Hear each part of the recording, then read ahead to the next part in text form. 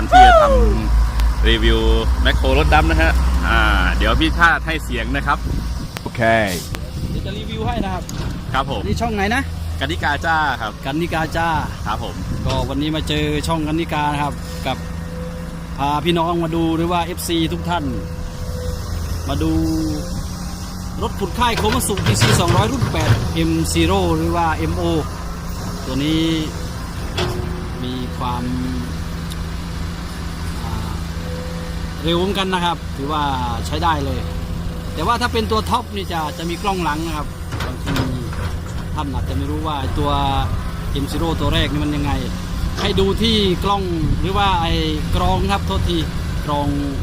มันจะมีกรองอากาศอยู่กรองดักอยู่บนตัวถังรถนะครับนั่นคือตัวท็อปแต่ถ้าไม่มีคือตัวแรกนะครับตัวนี้นี่คือตัวแรกสังเกตจะไม่เห็นแล้วก็จะมีกล้องหลังนะครับกล้องส่องหลังถ้าเป็นตัวท็อปแต่ตัวนี้ไม่มีคือตัวแรก FC หรือว่า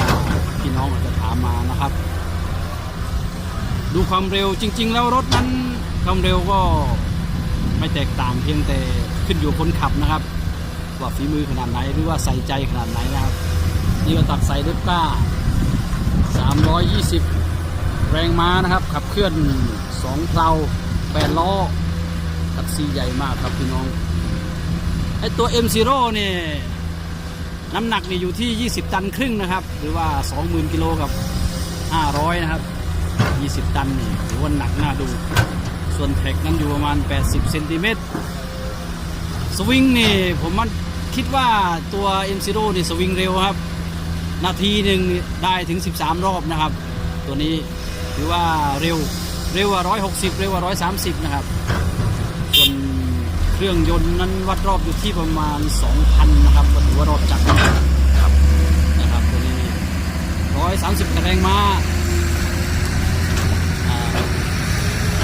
ก็เป็นรถหนึ่งนะครับค่ายหนึ่งที่ได้รับความนิยม